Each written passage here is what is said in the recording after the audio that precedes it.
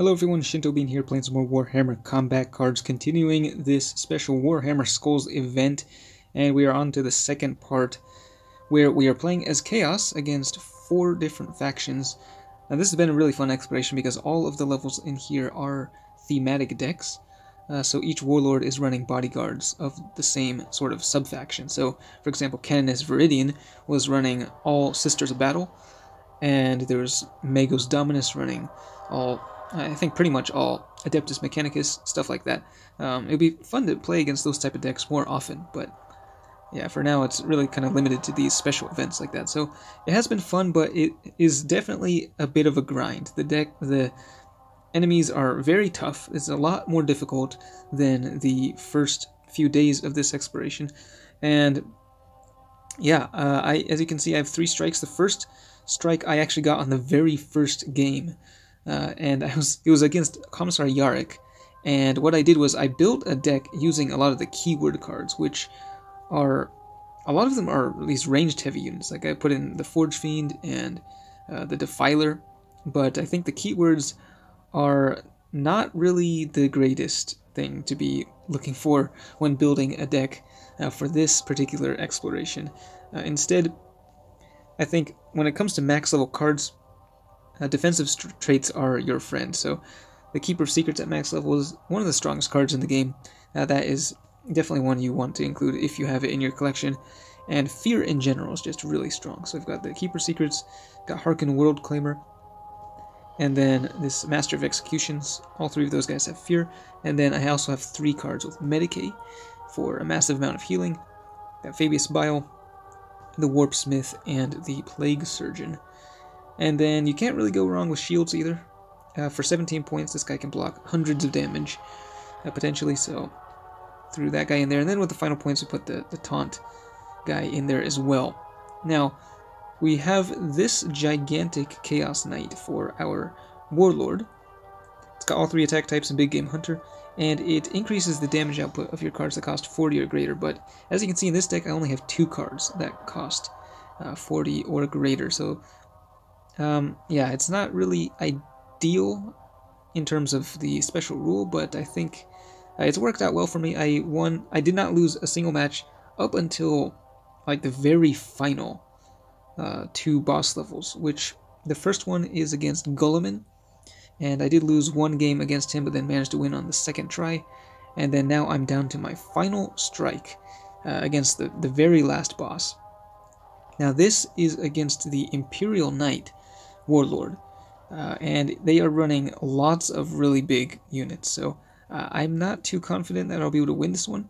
The last match I played was pretty close, but I just ended up getting smashed into the ground, and I couldn't even get through the shields of the enemy Warlord. So yeah, we'll go ahead and deploy here, and we'll see if we can make it work this time.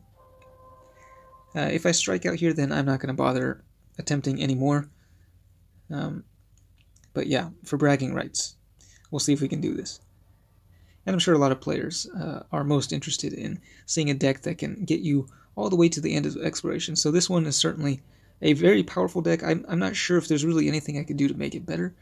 Some of what this comes down to is just sort of the, I suppose, luck of the draw and also positioning.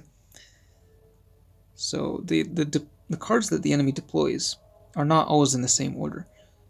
And we've got Celestine on the field. I don't actually remember seeing her in the last game, so we'll go ahead and drop down the Taunt minion. If you're going with Taunt, it actually does help to put it in the left lane, but unfortunately they decided to get some target acquired in there as well, so they are focusing on the Terminator here.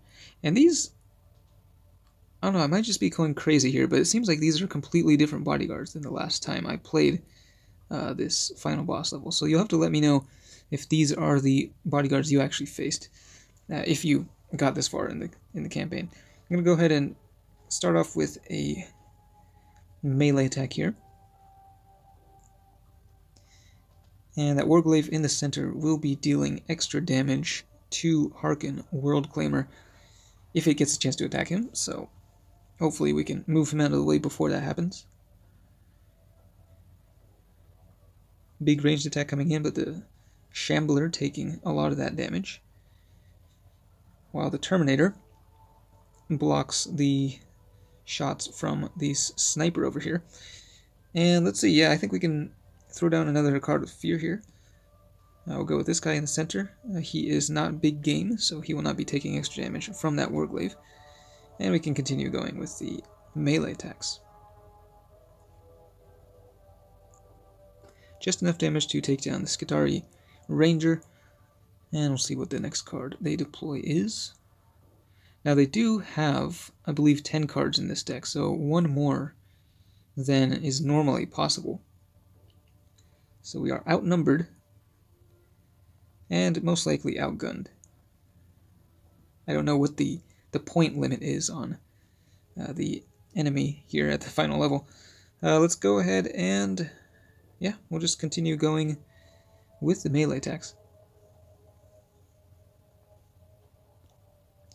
Yeah, the battle against Golem, and that was a pretty tough one as well.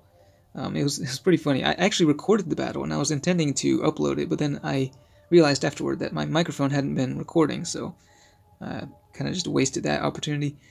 But it was great because I was going melee for most of the game, while the enemy decided to save their melee until the very final round, where after Golem deployed, and he ended up dealing like 800 damage in one attack, and just killing my Chaos Knight in a single blow. It was pretty crazy.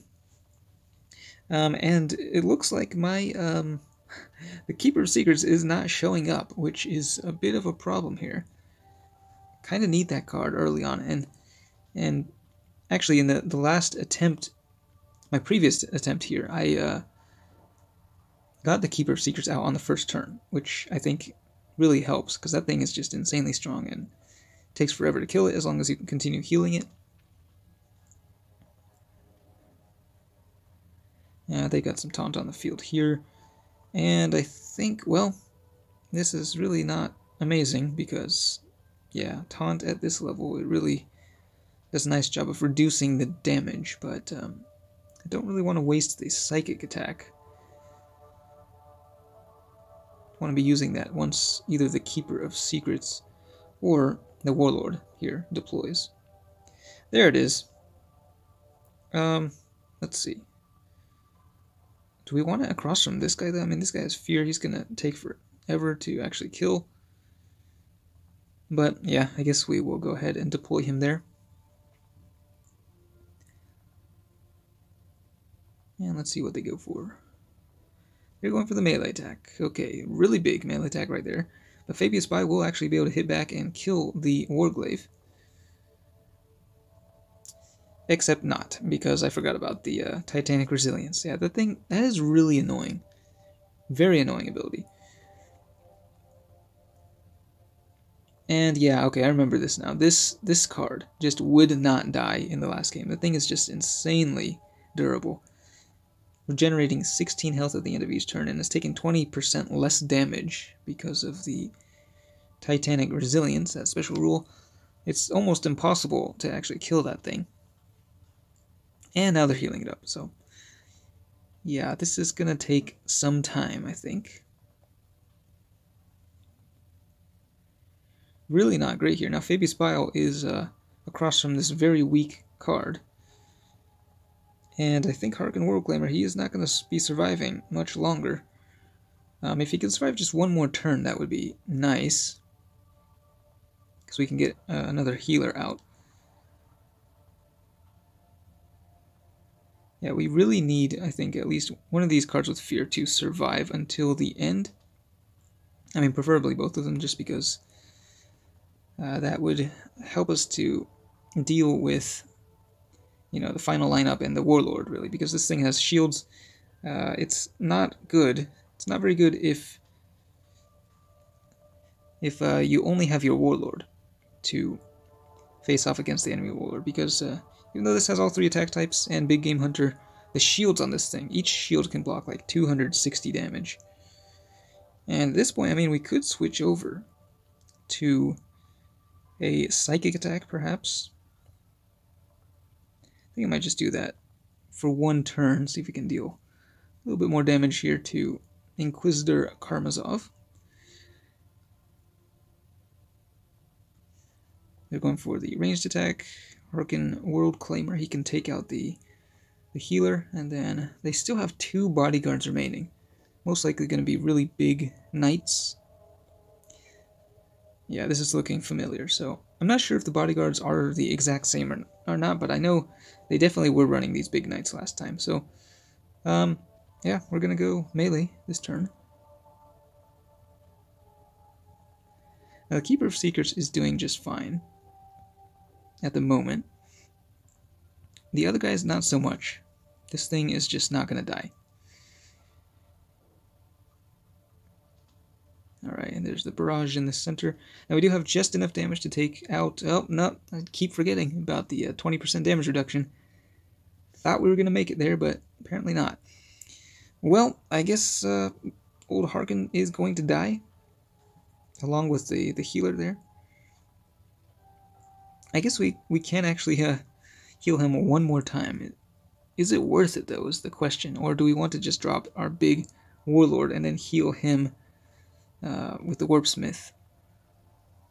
I think we're going to try this out. Yeah. This hasn't been a really great game, honestly, so I don't think we're going to be winning this one. Let's see what their final bodyguard is. Hellhound, okay. Now that is going to be doing a lot of damage. Big ranged attack here. Okay, the splash damage is doing a lot to the Keeper of Secrets, which is not good. Now, all we have remaining is this Warpsmith. We can go, though, for the slightly charged up psychic attack here. The Hellhound is not benefiting from the Resilience, which is good.